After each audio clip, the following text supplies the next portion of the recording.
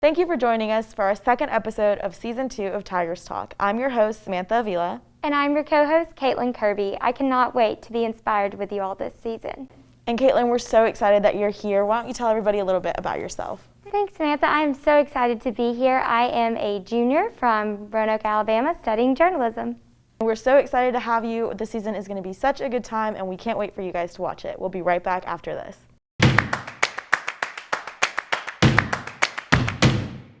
Welcome back to our Community Countdown segment where we help our viewers be in the know of their Auburn community. This week we have 5 events that students, faculty, and locals should be aware of. Coming in at our number 1 spot, we have the AU10 discount program. SGA has partnered with local businesses like Charming Oaks, Barbaritos, and Ross Coffee House to give students a 10% off discount. And Caitlin, I'm so excited about this. I frequent a lot of those businesses, and as a college student, I always appreciate a good discount, so I feel like me and a lot of other students are definitely going to take advantage of that. In our number 2 spot, Auburn University has announced that they are changing their event capacity limit from 50 to 100 people. They have also announced that they are going to make plans to return to full in-capacity learning for the fall 2021 semester.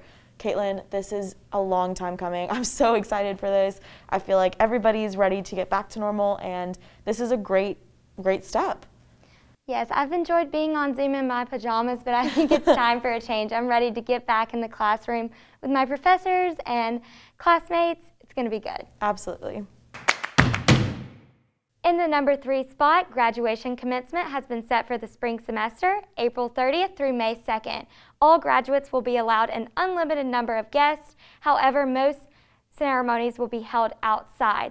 All ceremonies will be required social distancing and masks. More information about these ceremonies can be found on the Auburn University website. Isn't this exciting? Yes, I think that's really cool. And I saw pictures on Instagram last year of students that had their commencement ceremony in the stadium, and they had their big name on the Jumbotron. And I think it's such a cool moment because that stadium holds a lot of good memories for students, a lot of historic game moments, and it makes perfect sense that that would happen in such a historic period of time. And in our number 4 spot, Auburn University's Football Performance Center received their construction bid for $64.6 million. This facility will include 2 full-sized natural turf fields in order for the football team to practice. Caitlin, what do you think about that? I think this is going to be great for the football team. They're going to have a field for offense, a field for defense. Guys can run lineman drills over here, and then the receivers can catch passes over there. It's going to be great. And in our number 5 spot, the Presidential Task Force for Opportunity and Equity has begun meeting to plan for the fall 2021 semester. Its goal is to support recruitment and retention of African American students. What do you think about this, Samantha? I think this is a great step forward that the university is taking. I think there's a lot of changes coming up for the fall semester, and I'm excited to see where this goes. I agree. Coming up, we have our interview segment with former SGA President Ada Ruth Huntley and Samantha.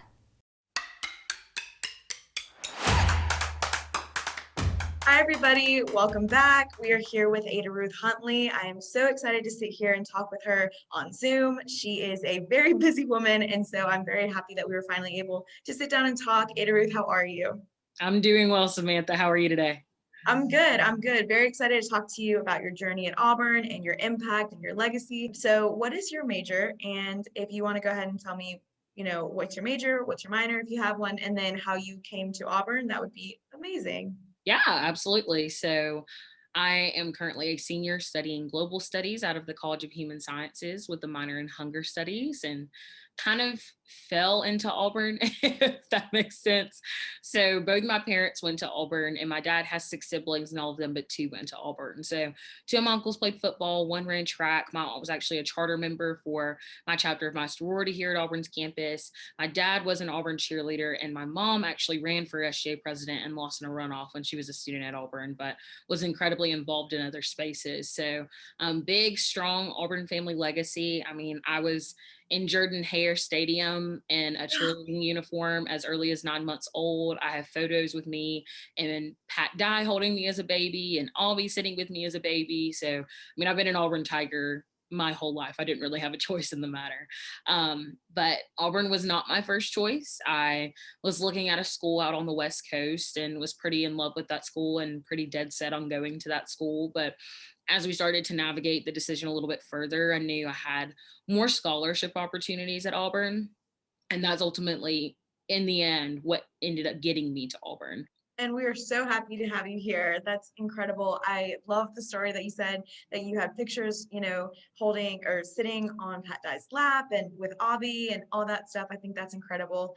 I was a first generation student, so I didn't really have any of those experiences, but I promise you my children will. So There you go. We're very excited about that. Now that you have a year under your belt serving as SGA president, and there is a new SGA president now in term, what would you say has been the biggest lesson from your time as SGA president? And then if you could talk a little bit about how COVID-19 affected you, because I know that was an entire different topic on its own, and that kind of happened right as soon as you were elected. Yeah. That's a loaded question. I think the biggest thing, and it's twofold, is one, learning to just be adaptable and find the bright side in any situation that's presented to you. And two, walking into things with the purest of intentions, right? And I'll start with the first one. I'd been transitioned into a job of doing Camp Regal pep rallies and having Creed Week and doing all these things in person. That was no longer going to be the expectation. And of course, at that point, we're like, oh, like we'll be off campus until April and we'll go back to normal. And here we are a year later doing an interview on Zoom. Yes. It has deeply impacted our life. And of course, deeply impacted my experience as SGA president. But, I really struggled in the first part of quarantine and the first part of realizing that, hey, this COVID thing might be sticking around for a long time, because I didn't initially feel like this was the job I signed up for. Like I signed up to do all the hard work, but I signed up for the fun things too, like getting to go to Disney World with my exec team and getting to do Camp Regal pep rallies and being on the sideline at football games and going to kickoff games and doing all the fun things too, right? So I felt gypped. I was like, this isn't fair. This isn't what I signed up for. Like, this is not cool. But then ultimately, I gave it a lot of thought, and I put my big girl pants on and I said, you know what, Ada, this is exactly the job you signed up for. You signed up to serve the student body, and like, you need to just very bluntly get over it and move on and move past it. That kind of goes to my second point of just stepping into things with the purest of intentions, right? Like, I feel a lot of people step into things because they feel like they're supposed to, or go out for organizations because they feel like it's the right thing to do, or don't necessarily do it because they're passionate about it, right? And had I run for this position for the clout or for the title, I'd be miserable this year. I mean, it was a lot of hard work and a lot of late nights. And essentially we were tasked with doing double the work of a normal year with none of the fun stuff. So it was a really, really long year, but I would have done it all over again. Like you said, it definitely wasn't what you were expecting. And I think it's a great attitude that you had, that you said, well, that's exactly what I signed up for. I signed up to serve Auburn students, and that's what I'm going to do. So we really appreciate that. As a student, I will say, I think you did a great job. So you were talking a little bit about how you're moving forward. You were starting a new season of your life, including graduation in the summer. And I know that you also have a podcast. Your Making It Happen podcast is so awesome. I've listened to a couple episodes myself. So how did you come to, this idea of a podcast, and what is it really about? Yeah. So crazy enough, I had a dream about it. I mean, I had a dream about this in like September of last year. So this has kind of been a long time in the making. I've been talking about this forever. So it's so cool that it's finally here. But to give some context, when I won this title, I really didn't think or I thought that much of it, but I didn't think other people would think that much of it, right? Like, I knew I'd be the first Black female, but I never expected it to blow up the way that it did. I wanted to give people the confidence to know that they can do that same thing. And it doesn't have to look like being SGA president. It can be like being a meteorologist, like one of my guests, or being a successful actor, like one of my more recent guests. Like, it can look like whatever the heck you want it to be, right? And that's why it was important for me to have guests on the show from all kinds of different fields, because I didn't want it to just become this SGA narrative, right? I wanted it to be this narrative that you truly can do whatever you put your mind to, and kind of the world is your oyster if you want it to be. And so it's been kind of this extension of what has been this year, and being able to create this inspiring story and now bringing it to a platform that's accessible for really the whole world. So it's been such a cool journey. I'm excited to see where it goes. It's been such a great experience so far. So just looking forward to the future of it. And Ada, I really think that that's incredible. Like I said earlier, I listened to a couple of episodes and they really are so inspiring. And you always hear those stories, and sometimes they're like, oh, it's unattainable, I can't get there. But being able to listen to your podcast is a great way to hear, no, you can, and this is how I did it. So really, really good podcast. I'm very excited to listen to more. I'm really, really excited to see where else you go with this, because it's great. I do want to touch on the fact that you were the first Black female SGA president at Auburn University. And when you were elected the first Black SGA president at Auburn, I believe there was also the first SGA president at Alabama. I think you guys were in the same term, which is super exciting. Two very different schools.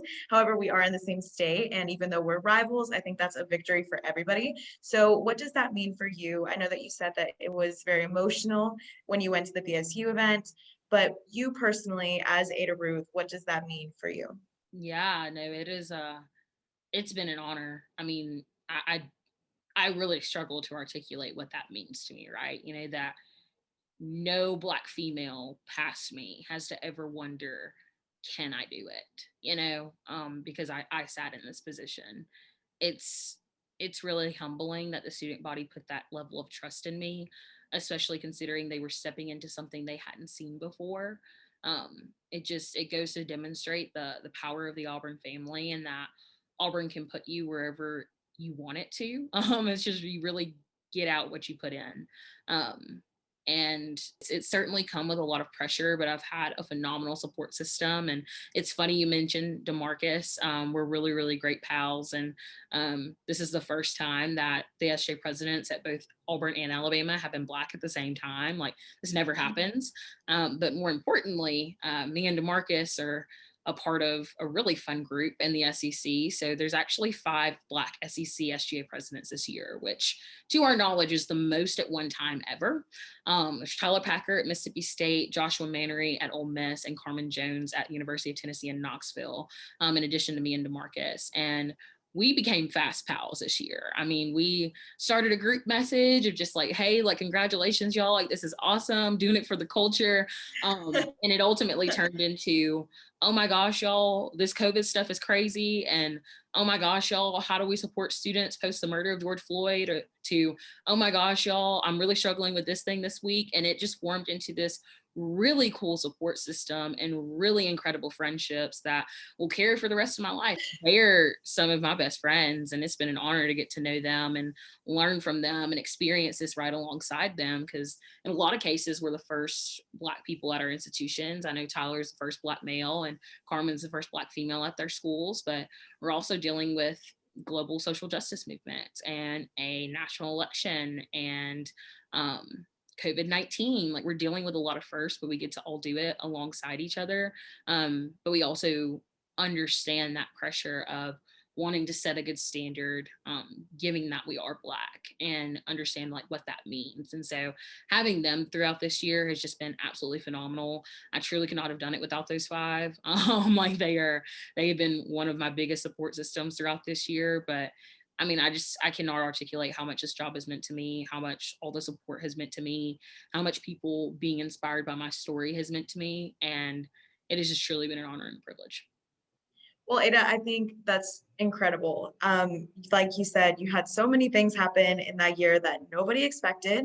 And I think you handled it amazing. I really, really think that your job as SGA president was incredible. It inspired me, and I know it inspired so many of my friends. And I remember sending that article that I read about you and DeMarcus at Alabama to like my family members. I sent it to some of my cousins because I was just so proud to come, from a school, or to be at a school that is part of this great victory for everybody. I think it's incredible. And I think everybody wins when, you see more representation that is so, so well deserved. And I think it's incredible when we can move forward together. So I really, really appreciate your time today. I really think that this has been such a great interview. I always look forward to talking to you because you are so inspiring.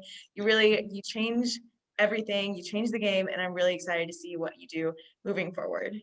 Well, thank you so much, Samantha. I really appreciate your time and for getting me on the show. I enjoyed it. Thank you, and we will see you guys after the break. War Eagle. War Eagle.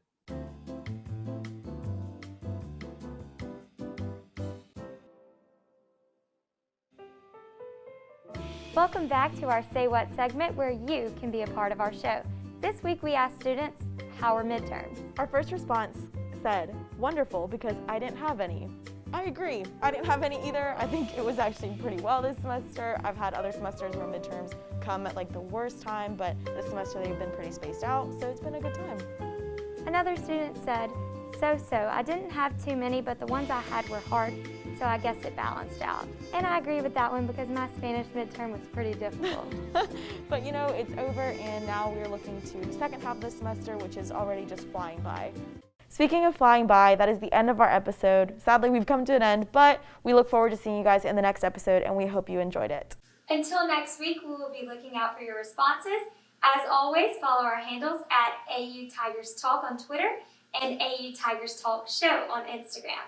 Tigers Talk, signing out.